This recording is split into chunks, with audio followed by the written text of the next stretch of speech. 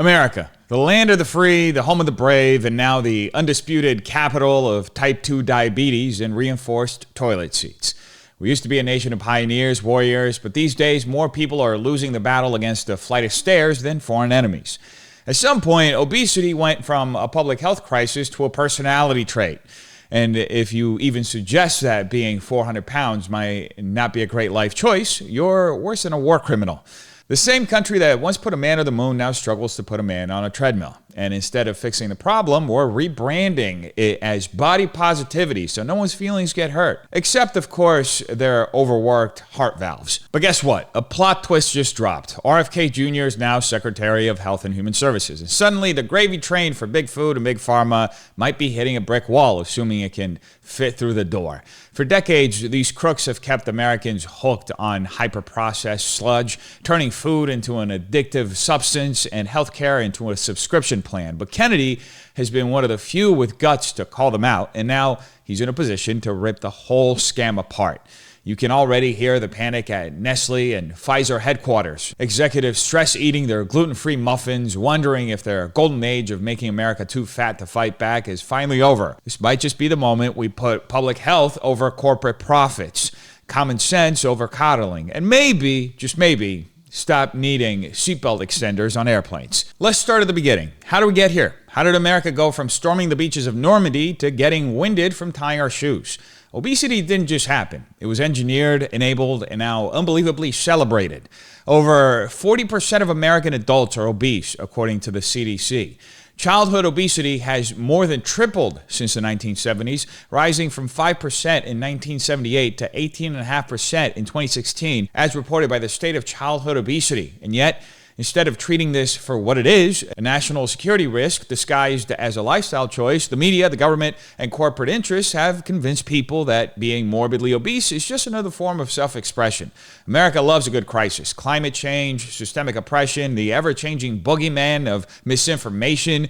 But for some reason, the one crisis we can actually see expanding in real time, literally spilling over armrests and squeezing into reinforced hospital beds, doesn't seem to warrant the same national panic. Obesity has become the most ignored, excused, and even celebrated epidemic in modern history. Now let's talk about the reality they don't want you to acknowledge. The leading causes of preventable death in America include heart disease and stroke, both of which are closely linked to obesity, as reported by the Centers for Disease Control and Prevention. Conditions such as type 2 diabetes, heart disease, strokes, and high blood pressure aren't just potential risks. They become statistical certainties as individuals continue gaining excessive weight. And the economic cost? Over $1.4 trillion is drained from the U.S. economy annually due to obesity-related healthcare costs and lost productivity, according to the Milken Institute. Hospitals are now installing wider beds, reinforced wheelchairs, and plus-sized operating tables to accommodate the growing number of obese patients, because apparently physics is now a form of oppression. That's because the moment you bring this up, you're labeled a bigot, as if pointing out scientific reality is some kind of hate crime. If obesity is just another form of body diversity, why is the number of obesity-related deaths skyrocketing every year, as reported by the NIH? If being morbidly overweight is not a health crisis, why are pharmaceutical companies raking in billions from obesity-related medications, with the weight loss drug industry alone expected to reach over $100 billion by 2030, according to Bloomberg? The truth is simple. Obesity is a cash cow of modern medicine, an industry built on keeping people sick, addicted, and just healthy enough to need a lifelong pharmaceutical intervention. And every time someone defends it as beautiful, they're not just ignoring reality.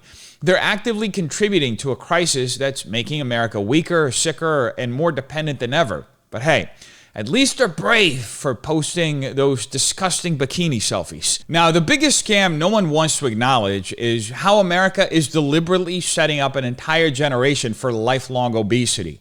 This isn't some fluke, some random health trend that popped up out of nowhere. No, childhood obesity is a manufactured epidemic, one that benefits big food, big pharma, and a government that thrives on keeping people weak, sick, and dependent. Because let's be real, what better way to ensure a lifetime of medical bills, prescription drugs, and corporate profit than by trapping people in obesity before they even hit puberty. More than 20% of American children are now obese, according to the CDC, which means we've officially reached the point where playgrounds need reinforced swings and classroom chairs come with weight limits.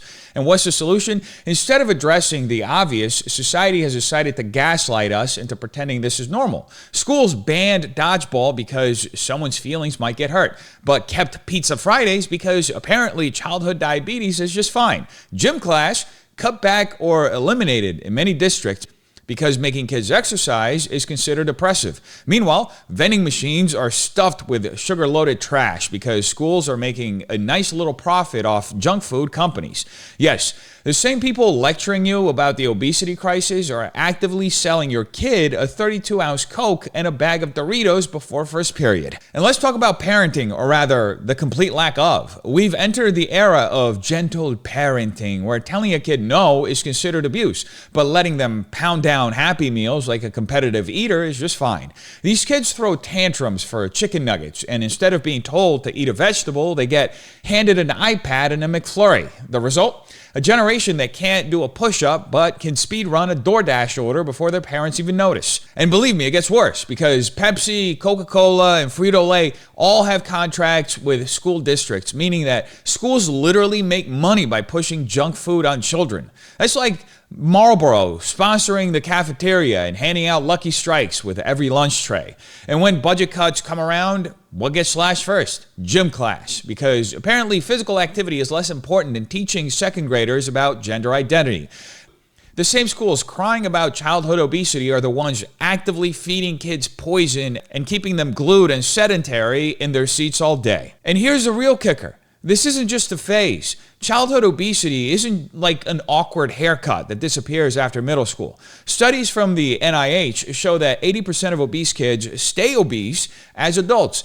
Because once you're on this train, there are no stops except lifelong health issues and hope you enjoy being on blood pressure meds at 25. Obesity then becomes an identity, a personality trait, a shield against taking any personal responsibility. And by the time these kids realize the damage, they're already in too deep in the cycle of processed food addiction, sedentary habits, and government-subsidized victimhood. And none of this is an accident. Childhood obesity is a deliberately engineered disaster designed to create a generation too fat to fight back, too sick to be independent, and too mentally conditioned to realize they've been conned. Schools, media, and even parents are complicit in the destruction of the next generation because it's easier to hand a kid a 64-ounce soda than to teach them discipline and self-control.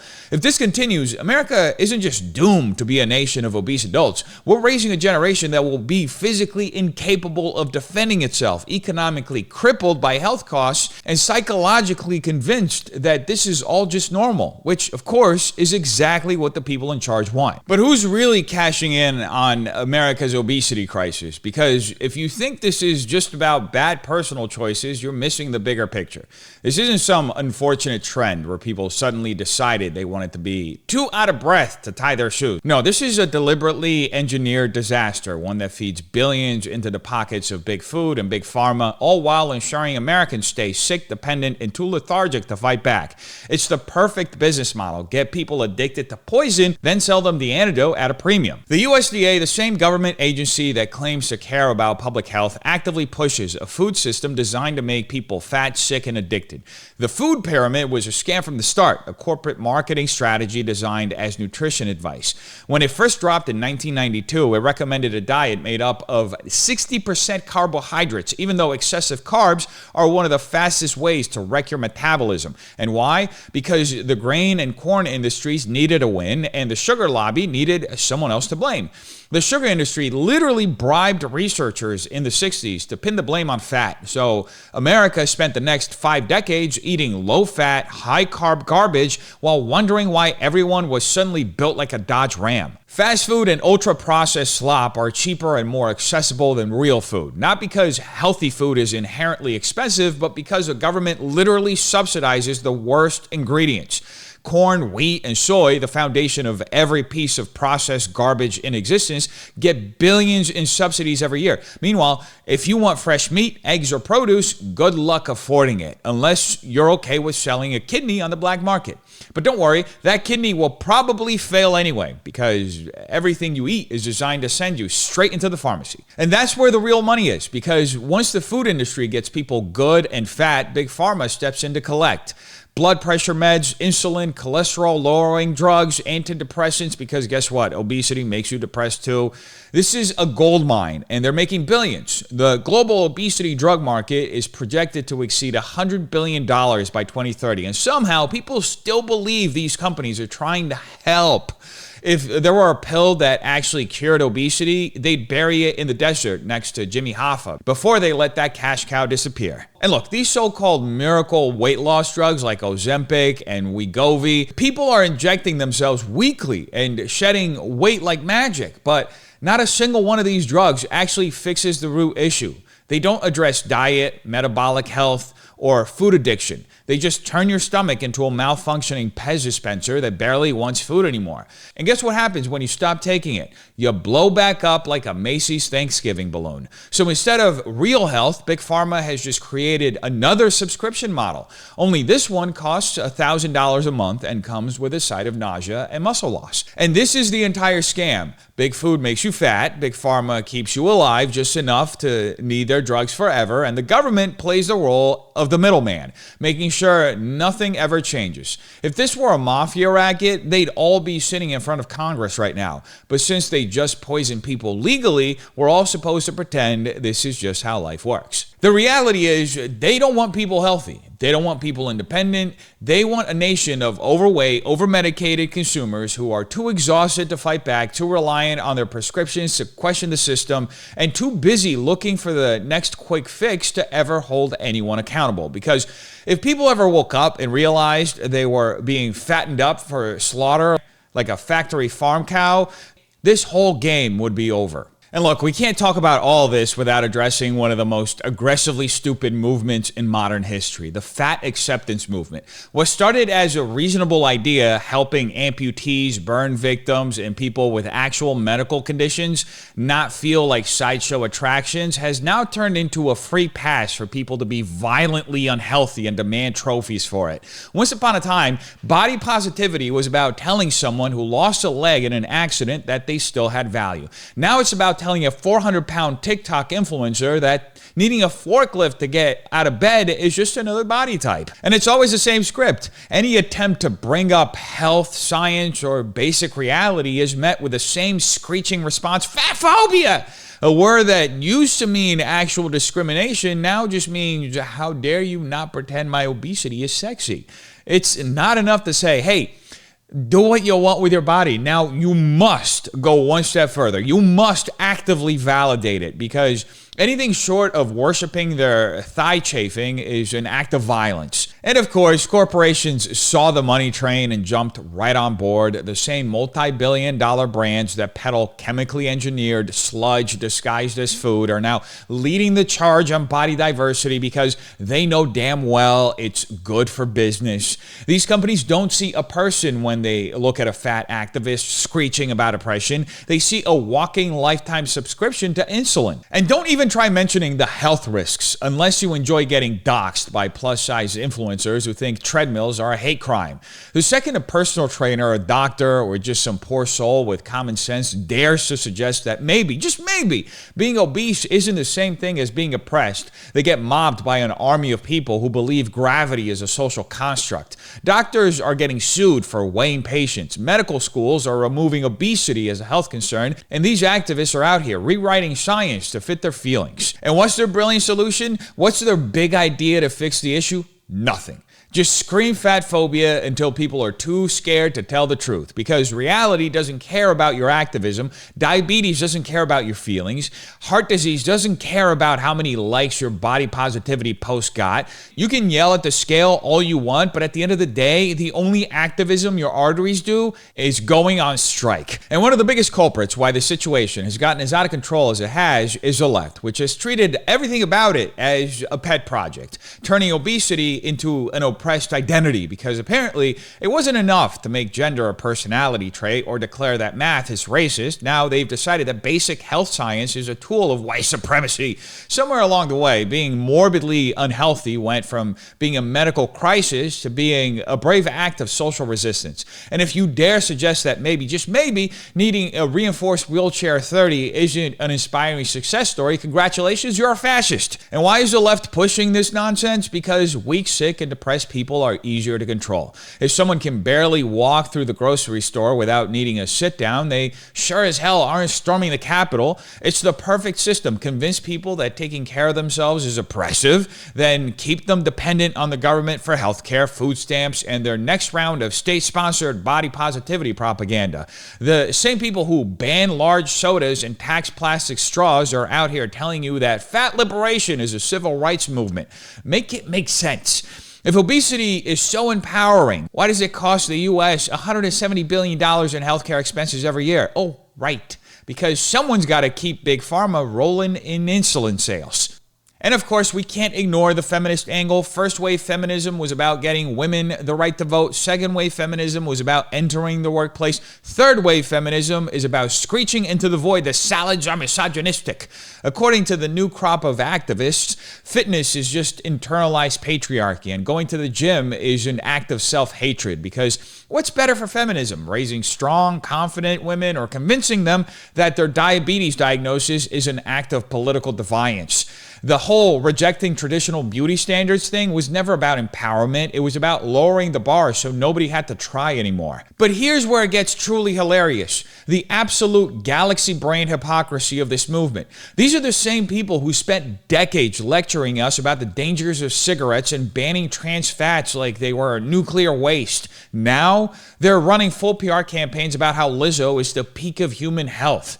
If obesity were actually an oppressed identity, it wouldn't be a lifestyle choice. Nobody wakes up one day and chooses to be blind, but you absolutely choose to eat yourself into a state where you need a mobility scooter at Disneyland. And the fact that we even have to say that out loud tells you just how far we've fallen as a society. At the end of the day, this was never about fairness, acceptance, or health. It was about control, because if you can convince a population to literally cheer for its own destruction, you never have to worry about them fighting back against the people making them miserable in the first place. But this conversation wouldn't be complete without mentioning the internet, where reality is a distant memory and self-destruction gets a standing ovation. Nowhere else can you find entire digital cults dedicated to gaslighting people into believing that being one McFlurry away from a mobility scooter is an act of self-love. Social media was supposed to connect people, share knowledge, and bring the world together. Instead, it became a giant padded cell for the morbidly obese, where fatfluencers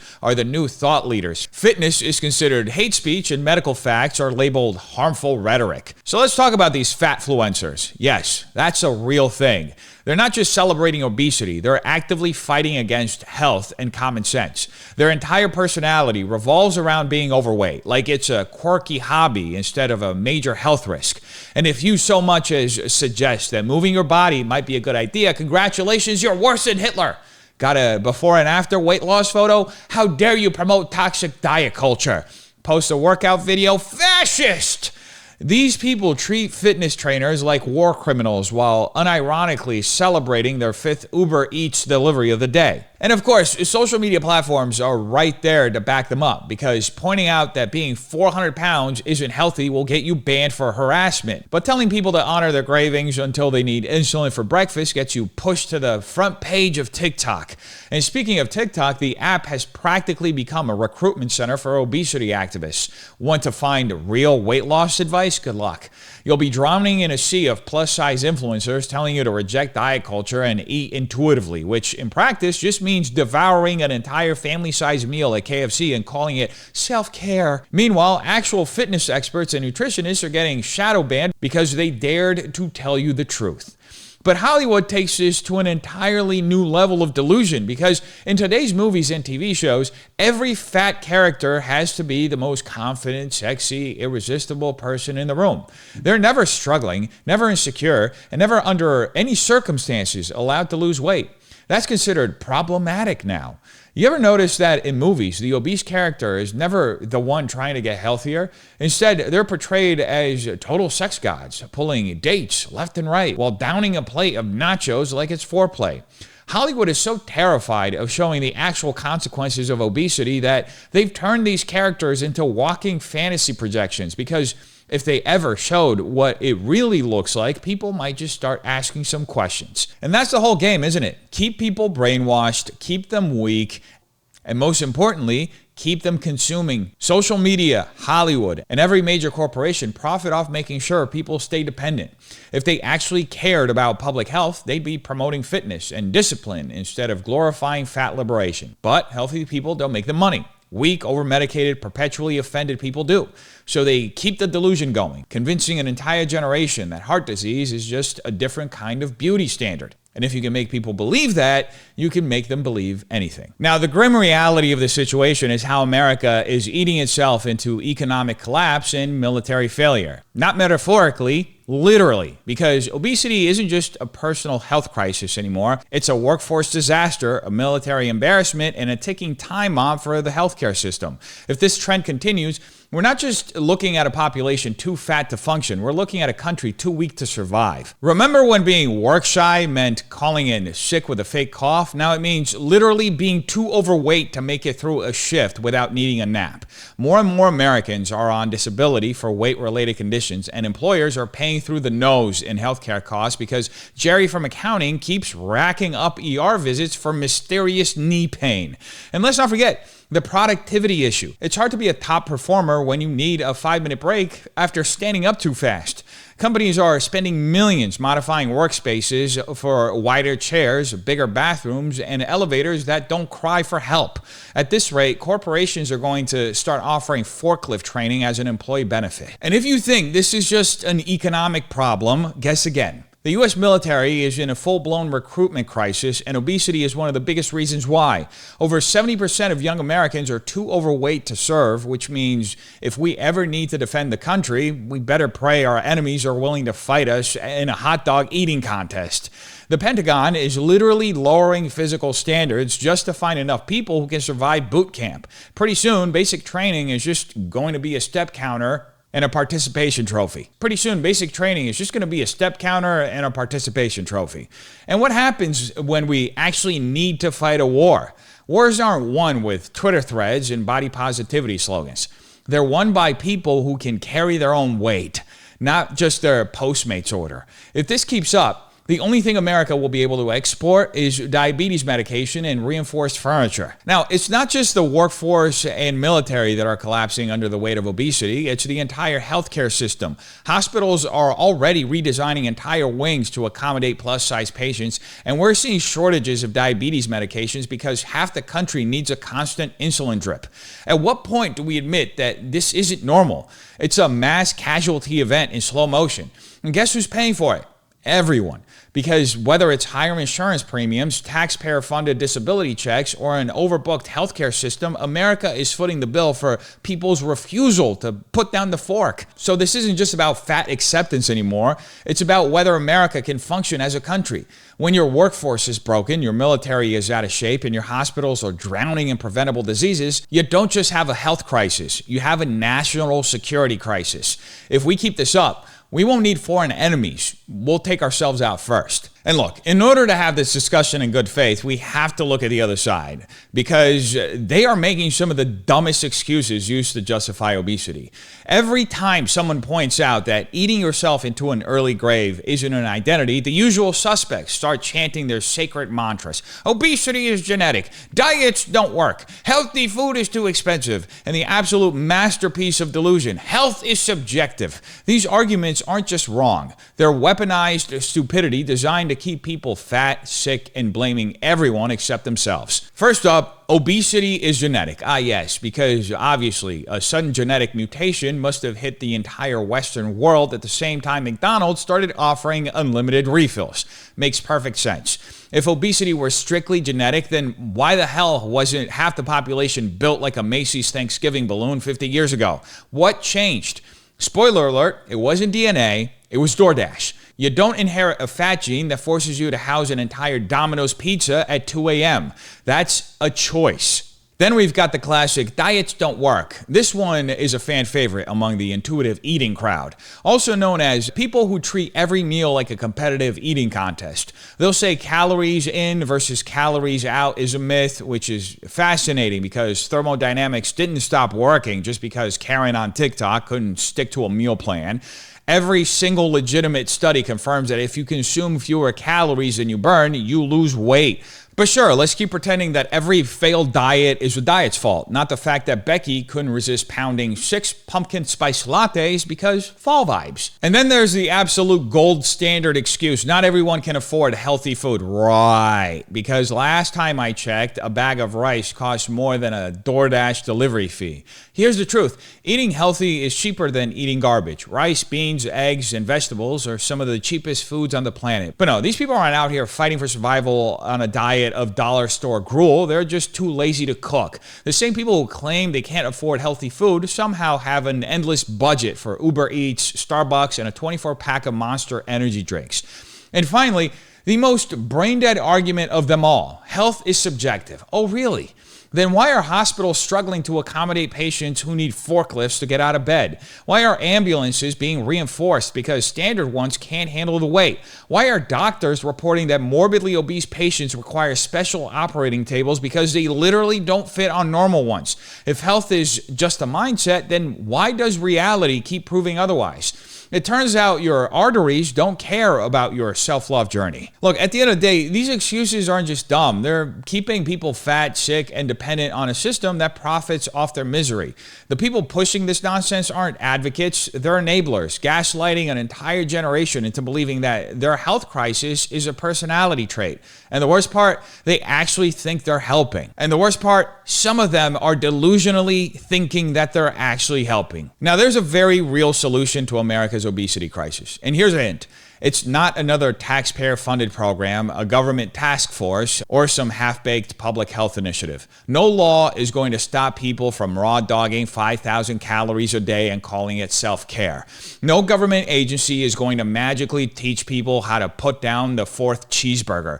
This isn't a policy problem. It's a personal responsibility problem. And right now, personal responsibility is about as trendy as landlines and common sense. First off, can we stop pretending obesity is something to be proud of? This movement isn't helping anyone. It's putting them on a conveyor belt straight to an early grave. If someone tried to launch a cigarette pride movement with people flexing their blackened lungs and wheezing into their oxygen tanks while chanting healthy at any smoke level, they'd be laughed out of the room. But swap cigarettes for diabetes and suddenly it's body positivity. Being fat isn't brave, it's not rebellious, and it's definitely not a sign of self-love. It's a medical condition that turns your knees into a suicide pact. And let's talk about personal accountability, because apparently that's now considered hate speech. People act like losing weight is some unsolvable mystery, like they're being held hostage by gravity. No, Brenda, you're not big boned. You just treat every meal like a Last Supper. We're living in a world where people are suing doctors for suggesting weight loss, where stepping on a scale is considered trauma, and where Taco Bell at 3 a.m. is a constitutional right. Maybe instead of blaming society for not expanding airplane seats, we try something radical like expanding our self-control. And let's not pretend big food isn't part of the scam. The same companies that spend billions on marketing ultra-processed sludge are also the ones funding half of these body positivity campaigns. Why? Because keeping people fat is profitable. They've convinced the public that eating real food is expensive, while a steady diet of boxed garbage and drive-through sludge is somehow budget-friendly. Meanwhile, the same people claiming they can't afford healthy food are spending $15 a day on Frappuccinos and DoorDashing an Arby's meal that should come with a waiver. And the hypocrisy of it all, unbelievable. The same government that spends decades demonizing cigarettes, banning trans fats, and waging war on soda sizes is now too scared to say that maybe, just perhaps, being obese is also bad for you. Why? Because too many industries make too much money off people staying fat, sick, and completely reliant on their next prescription. If they actually cared about public health, they'd treat obesity the way they treat smoking. But instead, they're tiptoeing around it like it's Voldemort, terrified of hurting hurting someone's feelings. Newsflash, type 2 diabetes doesn't care about your self-esteem. And this is where conservatives need to step in and be the only adults left in the room. Strength, discipline, and personal health aren't political, they're basic survival skills. The left is out here selling weakness as empowerment, and people are buying it like it's an all-you-can-eat buffet. It's time to reject the victim mentality, reject the glorification of self-destruction, and bring back real standards. Because if we can't agree that eating yourself into a motorized scooter isn't a civil rights movement, then we're already doomed. At some point, you have to ask yourself, who actually benefits from the lies you've been told? Who gains when weakness is sold as empowerment, when discipline is mocked, and when the most obvious truths about health, responsibility, and consequences are treated as offensive? Because it sure as hell isn't you. A society that celebrates its own decline doesn't just collapse, it gets replaced by one that still values strength, resilience, and common sense. So the real question isn't whether you buy into the narrative, it's whether you're willing to be another passive participant in your own destruction. Are you going to be the person who demands more from yourself, from the culture, from the people in charge, or are you going to sit back, let them feed you garbage physically and intellectually, and pretend this is just how things are? Because if you don't push back, then who will? You tell me what you think in the comments down below. Hope you have a terrific day. Peace.